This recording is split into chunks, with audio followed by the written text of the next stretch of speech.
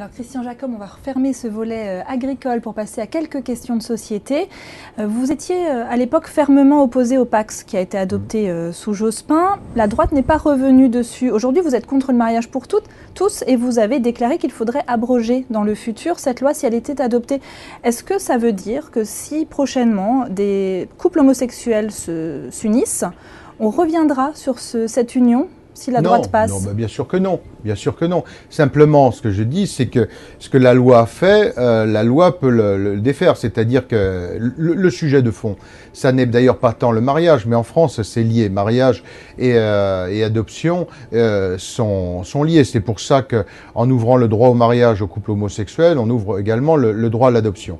Et nous y sommes, et moi j'y suis fermement opposé parce que on a un risque de dérapage sur lequel je vais revenir. Mais nous avions proposé une solution alternative qui me semblait très intéressante, celle de l'union civile, qui permettait à un couple d'homosexuels de pouvoir avoir ce moment de solennité. Moi, pour avoir beaucoup discuté et débattu lorsque j'étais ministre de la Famille et encore récemment avec les associations homosexuelles, ce moment de solennité pour eux est important, c'est-à-dire de pouvoir solenniser, marquer le moment de leur union. Donc, pouvoir le faire devant un officier d'état civil, l'union civile le permettait.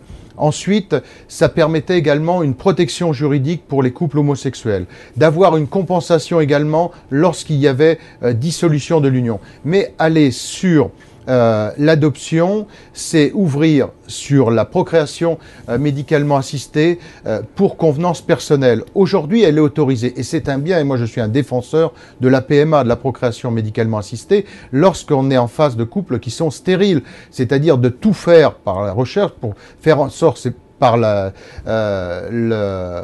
médecine, de pouvoir faire en sorte qu'un couple qui est stérile ne le soit plus.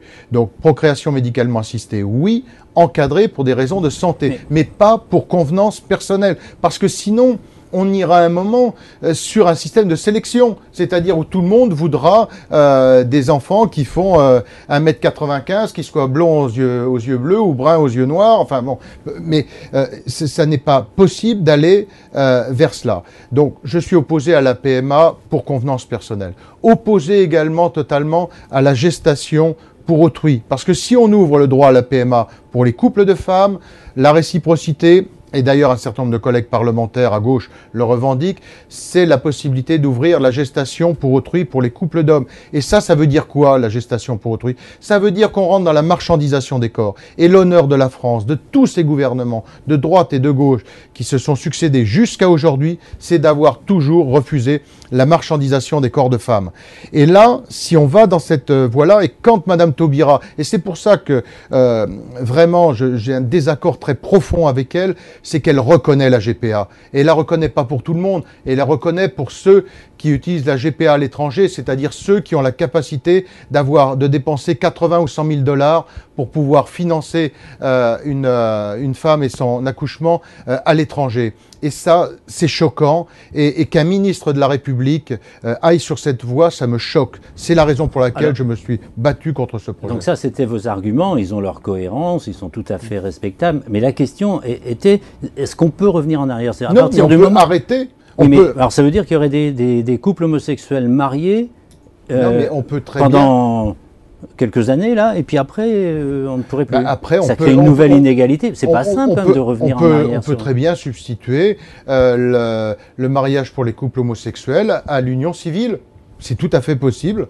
Donc on leur dit, vous avez été mariés, mais maintenant on dit c'est une union civile. On passe votre mariage en union autre. Non, parce que ce qui a été fait a été fait. Il n'y a pas rétroactivité de la loi. C'est un principe. Donc voilà, ce qui a été fait est fait.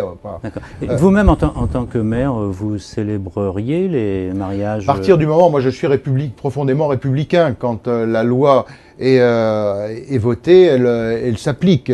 Sinon, si on ne veut pas l'appliquer, il faut faire autre chose. Voilà.